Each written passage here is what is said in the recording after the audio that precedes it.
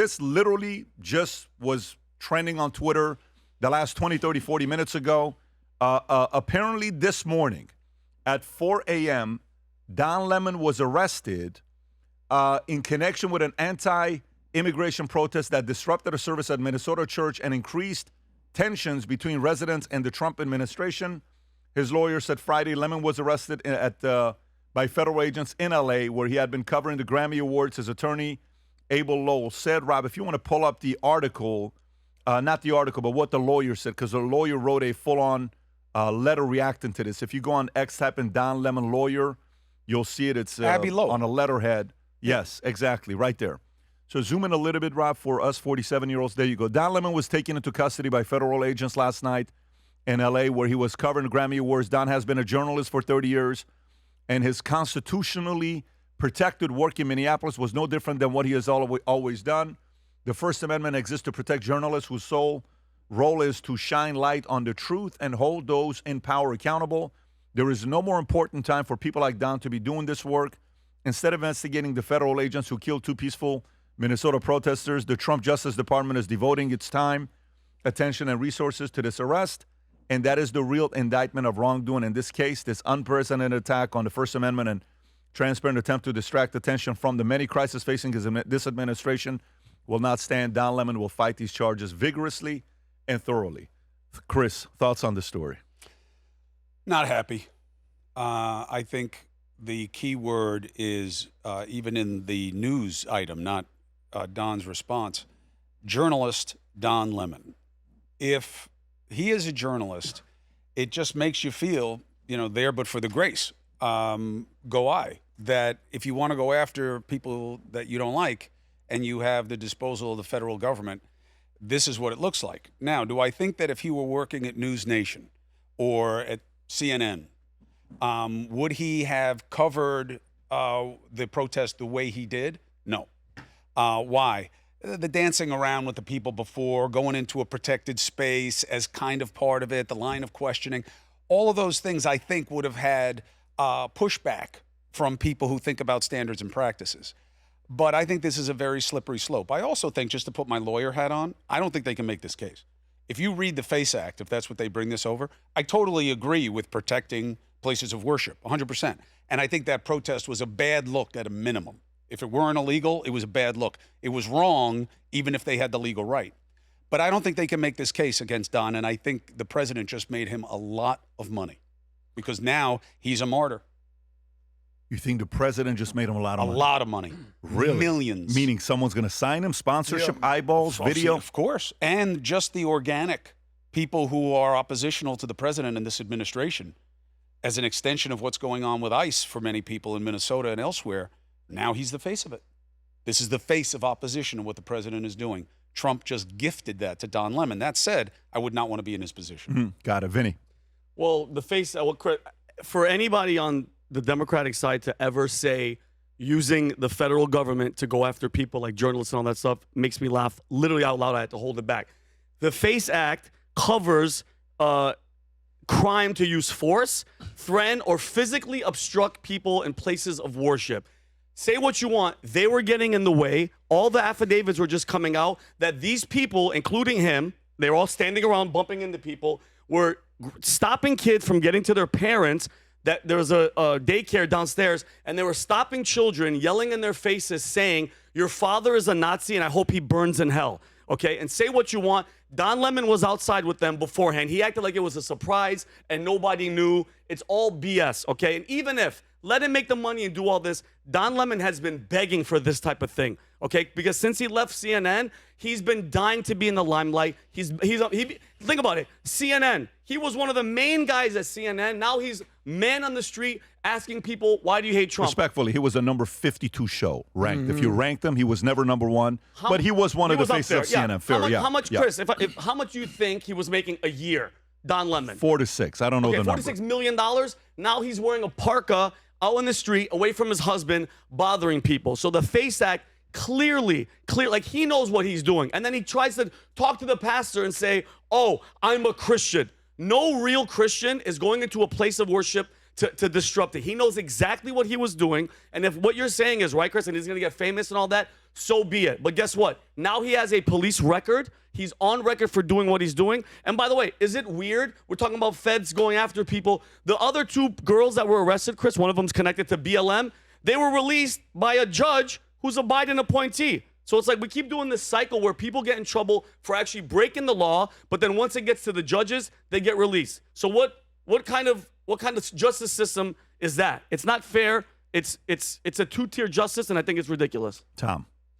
So I see two sides to it. First of all, we got video, we've got audio on the disruptors, whatever you want to call them, that came in there. They've clearly violated the FACE Act and deserve to be prosecuted under it. If this was a Muslim mosque in New York City, and this was Turning Point USA going inside and disrupting it, the arrests would have happened on the spot. There is two standards for the type of faith that we, or the type of thing that we interfere with. Now, in the case of Don Lemon, you know, his lawyer wrote what his lawyer wrote because that's a standard, that is the standard pablum that lawyers going to write. The first paragraph talks about the client. The second paragraph is, oh, but you're turning a blind eye to the two people that died should be investigated. Well, those two different things. I ignore the lawyer. But I look at Don Lemon, it's like, you know what?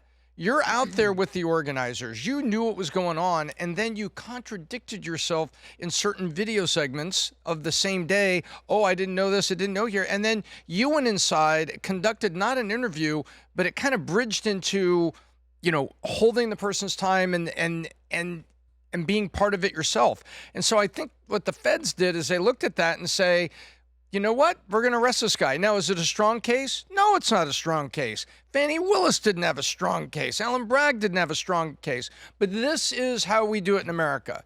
You attempt to get an indictment or a prosecutorial step to get the mugshot to create the public perception. Do I think Don Lemon rode the red line on this? I do. Adam. Do I think if he was working at somebody and they said, and with standard and practices, which Chris mentioned, which is sort of the compliance department of news media, would they have stopped and they said, Don, interview people outside, but don't get yourself into the middle of it. They're interrupting a church service. Be on the steps as it spills back out. They would have given him some guidelines and said, you and your crew, do it this way. That's a good point. Adam. So I often wonder what happened to Don Lemon, right? This might be the best thing that ever happened to his career since leaving CNN, because since he left CNN and since that horrible interview where he tried to expose Elon Musk, his career has been just in a downward spiral. I remember the times when I used to watch my good friend, tough guy Chris Cuomo over here, and he would toss it over to Don Lemon, and Don Lemon seemed reasonable. Remember that clip where he would come on, young black men, pull your pants up, let's get it together. What happened to that Don Lemon? Now, I suspect what happened to Don Lemon is the same thing that happened to the vocal leftists in this country, is they have complete TDS, and Trump broke his brain. I wish he would come back to reality. Here's the final point. I don't even know if he's a journalist these days. I think he's a full-on progressive activist, and the country would be a lot better if he just came back towards the middle. Yeah, that's not going to happen. And have some semblance. That's not going to happen. I know it's not going to happen, Yeah.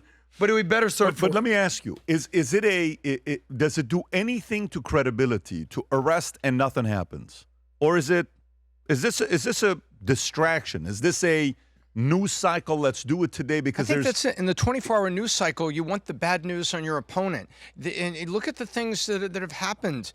It's a news cycle, and it's the game of nothing perception happens mud. though. That's what I'm saying. This isn't where anything's going to happen to him. He may be a martyr.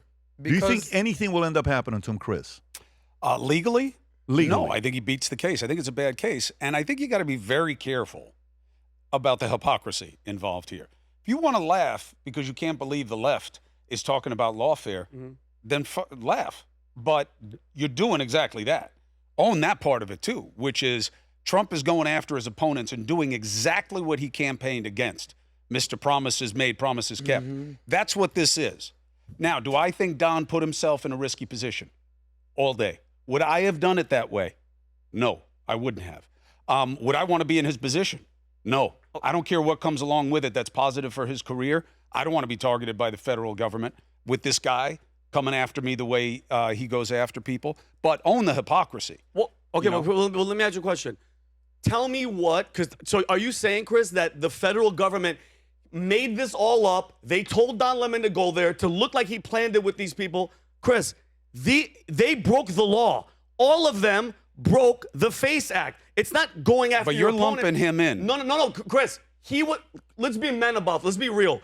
You don't think he knew what the hell was going on. Let's be 100 with each other. You don't think Don Lemon coordinated with these black BLM chicks and didn't know this was going to happen. He didn't know he was going to go inside. He didn't realize, wait a minute, I'm educated. I'm not stupid. I'm going to go there and disrupt a place of worship. And because Trump is going after people that broke the law, Chris, since 2016, the Obama administration spied and went after Trump. It's been happening for 9 years. 9 years. So what are you saying? This is payback? No, it's not payback. It's I can't hear you, by the way, Vinny. Can Chris, you speak up a little bit? No, it's called my law left and ear is order. ringing No, like excuse crazy me. right now. It's called law and order. So it's not hypocrisy. It's if you break the law, they go after you. The left creates like the BS. They created Russia collusion, and then they went after him. This is on camera. He recorded it like the moron that he is. This isn't going after your enemies. This is holding people's foot to the fire. Okay? You guys create the crime. Okay? These people are doing the crime. There's a difference, Chris. Come on, I think bro. the difference is your political opinion and how loud you are. No, That's it doesn't what matter. I think the difference because is. you know I get emotional, Chris, because I don't get how you guys don't understand it. Your side, Chris, has no leaders, no policies, nothing. All you guys do is run on fear and drama and chaos. That's it. So you think fear, drama, and chaos Is what the left does. is not Trump and MAGA? No. No. They fight back. So Chris, what are we supposed to do? From Vinny, day when they one, cut your hair, I think they cut a little No, bit but more. hear me out. Since day one, Chris, you guys have been going after this one guy, Gavin Newsom, who's your guys' front runner that you're going to vote for, who wants an open border, no IDs, worst state. Vinny, there is a better chance that I vote for my penis than that I vote for Gavin Newsom. Okay, so Really? So here's my question. Zero You have chance. my vote, Hold on, Cuomo. Chris, are you going to sit this one out when he's the front runner? Because he is He going to. just said he's not No, going I'm to vote for asking. Newsom. Okay, but who are you going to vote for? I have no problem sitting out. Remember, he I didn't wrote, vote for Biden. I He wrote voted for in his my brother. in Yeah. the last one. Yeah. Now, here's what I want to know. Look, I'm just saying, look, Vinny, it's not only that I don't agree with you and that I think you putting me on a side is petty, but I'm going to let it go because I like you. I can criticize your side and not be on the other side. Yeah. I am anti-partisan. If I could wave a wand, okay, if I could wave a wand like our president can, I would I would go to Congress, say, pass these two things right now. One, gerrymandering, illegal. We're going to do it by an independent committee that we're going to figure out how to staff. Everybody's going to get together. That's who's going to do it. Nobody else, nowhere else, no state, no nothing. Second thing is the parties don't get to control our political process. They don't get to control the primaries. And we would get reasonable in a second. That's what I would do. I'm anti-partisan. But what about ID? What about voting ID? Showing your ID to vote in the United States. Here's You were on my the look. stage. I've talked about this Yes, before. on the Okay. stage. Do I understand the arguments of disenfranchisement? Yes. Do I think it has jumped the shark and that the majority of the country wants it? Yes. I feel the same way about voter ID that I do about the death penalty. Do I think it works? No. Do I think it's the right social instruction? No. But that's who we are. We are violent, angry people as a culture, especially right now. If the people want it, give it to them. I'm not going to get it. Same way with voter ID. If that many people want it, fine. I understand the arguments against it. But if that's what people want, fine. But what bothers me is, and then I'll shut up, you want to talk about voter integrity and make it safer, great. But then don't do what you're doing with Tulsi Gabbard right now. What do you mean? Don't do that. Don't go to Georgia, play on a lie that there are 350,000 ballots that weren't counted or were illegal, which is demonstrably false. You could even go to Wikipedia, like you're going to learn about the FACE Act from Wikipedia. There's nothing in there about the standard of what you have to prove, by the way, which is everything in making a case. And the idea that you can show that Don Lemon had intent to organize and foment this situation as opposed to following along like a chooch, good luck with that. I don't think they can make the case. But just be consistent. That's what I'm saying. You're So let me not tell you what I consistent. just. There's a game coming up called Super Bowl, right? And Seattle is going up against New England, New sir. England Patriots. And it's so funny because we can go through a whole different conversation with New England, with Bill Belichick. Maybe we'll do that all the way at the end because I'm sure we all have some opinions on Bill Belichick not making it into the Hall of Fame. Tom Brady said, if I have to come back and play with only one coach, I'm not picking anybody else but Bill Belichick. And the guy didn't make it, and 3 other coaches were first ballot Hall of Famers, but this guy didn't. But anyways, Patriots, Seattle Seahawks, while this is happening, you're watching it. And if you believe future looks bright, you may want to wear this gear that we're launching here today. Go ahead, Rob. It starts with what you wear. Not just style, identity. I like that you went with the British guy. Built with precision. Vinny. From the curve of the brim to the weight of the fabric. Every detail matters because this isn't just apparel. It's confidence you put on, pride you represent, a statement without saying a word, where performance You guys meets have your own legacy. flag football team? This is more than gear. This is who we are. All right, go to VTmerch.com, okay, folks. Mano. Good for Mano. Looking good. Panda. Go to VTmerch.com, place your order. Future looks bright. And by the way, Mano, right, there used to play for the Chiefs. He's now here running VT Sports with Danny Canal. If you enjoyed this video, you want to watch more videos like this, click here. And if you want to watch the entire podcast, click here.